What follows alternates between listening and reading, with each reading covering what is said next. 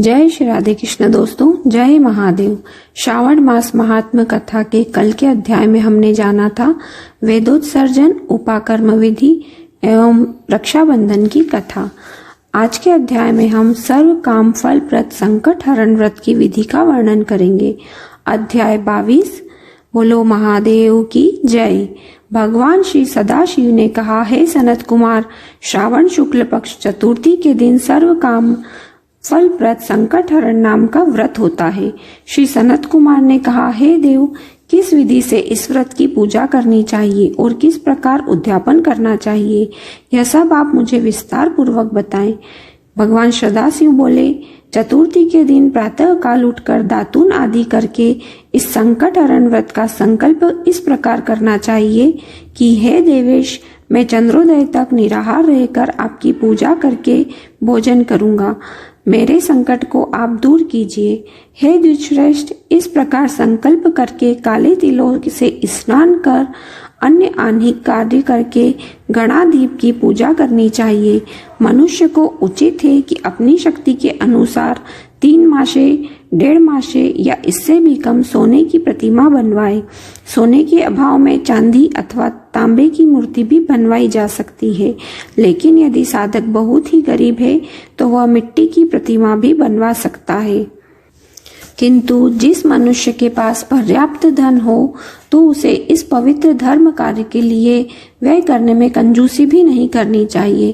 पहले रमणीय अष्टदल कमल के ऊपर वस्त्र सहित घट स्थापित करना चाहिए।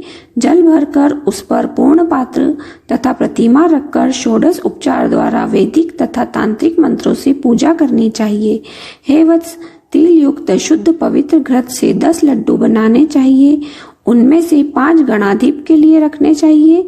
भक्ति द्वारा देवता की भांति आचार्य की भी पूजा तथा यथाशक्ति दक्षिणा देकर प्रार्थना करनी चाहिए।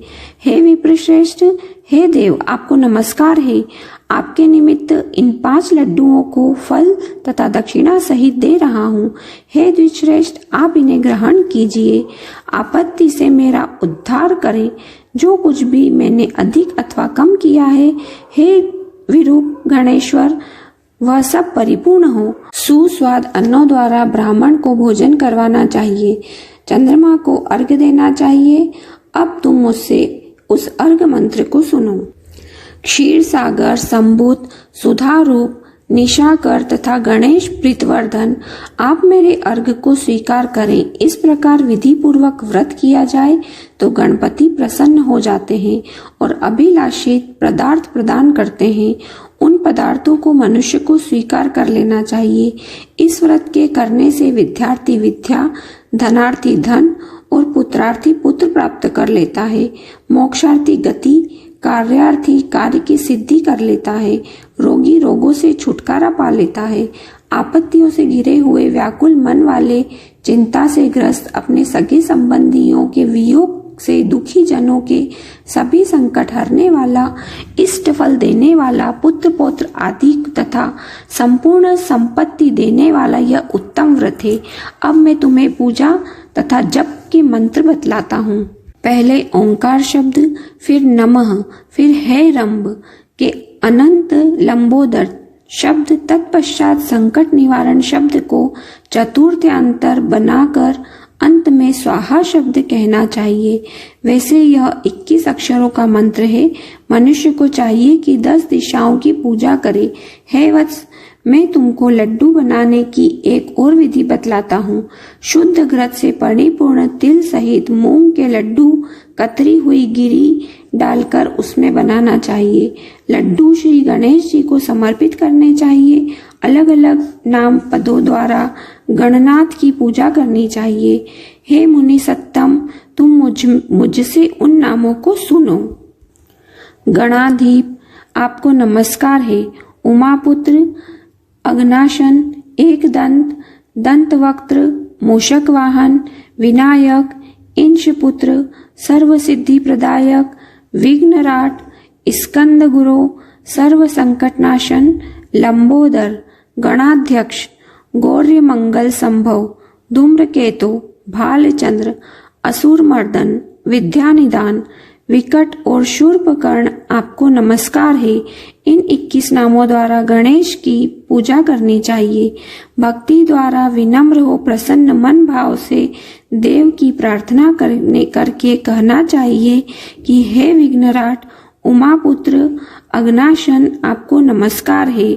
मैंने आज अपनी शक्ति के अनुसार जिस कार्य के लिए आपकी पूजा की है उससे आप मुझ पर प्रसन्न हो। मेरे मन की सभी इच्छाओं को पूरा करें।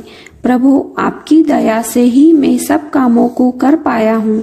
मेरे शत्रुओं की बुद्धि का नाश तथा मित्रों का अभ्युदय करें।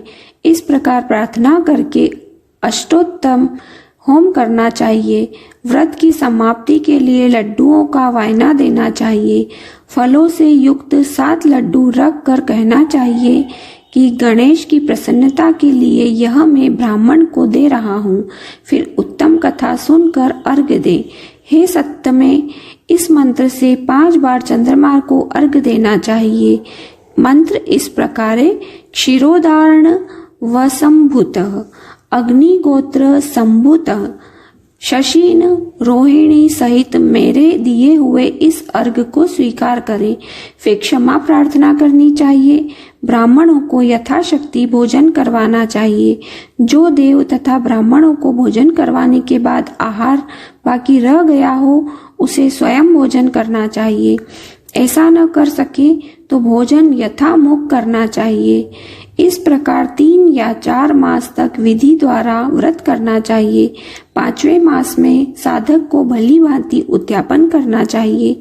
साधक को पहले व्रत कुंड की शक्ति अनुसार प्रतिमा बनानी चाहिए।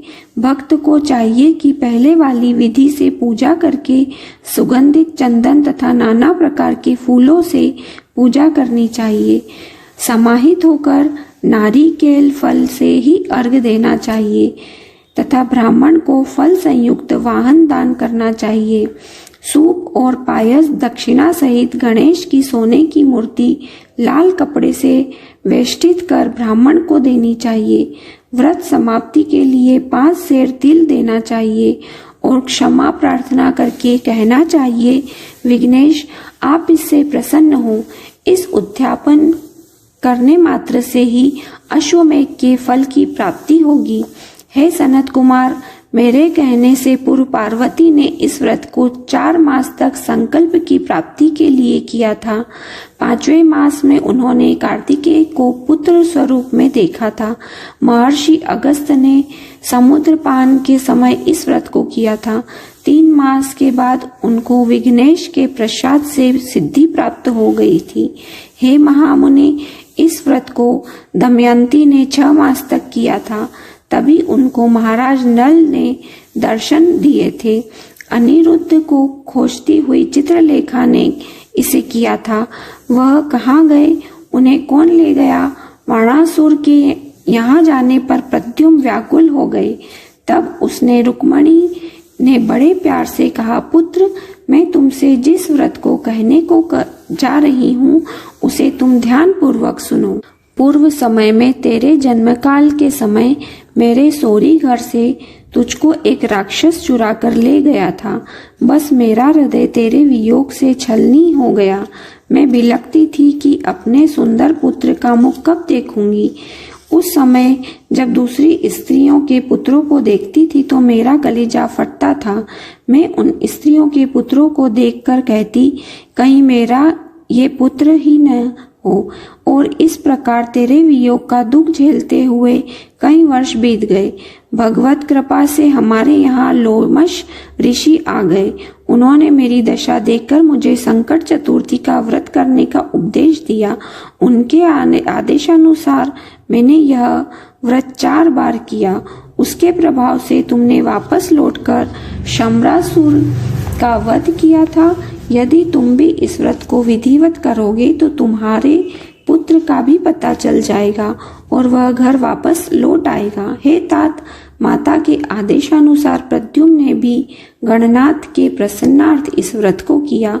उसी समय नारद जी ने आकर उनको बताया कि अनिरुद्ध वाणासुरपुरी में है। उसी समय प्रद्युम्न बाणासुर की नगरी में गए और बाणासुर को सैन्य सहित जीत कर अपने पुत्र को पुत्रवधु सहित ले आए। प्राचीन काल में दूसरे देवता ने भी विघ्नेश के प्रीत्यर्थ इस व्रत को किया था। इस लोक में इस व्रत के समान सिद्धि देने वाला और कोई व्रत नहीं है, न ही इस व्रत का मुकाबला कोई तप या तीर्थ ही कर सकता है। अधिक कहने से क्या लाभ है। इस व्रत का उपदेश नास्तिक, अभक्त और शठ को नहीं देना चाहिए। पुत्र, शिष्य या श्रद्धा युक्त साधु को तुम इसका उपदेश दे सकते हो। हे महामुने, तुम धर्मिष्ठ, विघ्नंदन तथा मेरे प्यारे हो, इसलिए मैंने तुमको इस व्रत का उपदेश दिया है। बोलो महादेव की जय। काशी विश्वनाथ भगवान की जय। आज का अध्याय यही समाप्त होता है। इसके आगे की कथा हम कल के अध्याय में श्रवण करेंगे।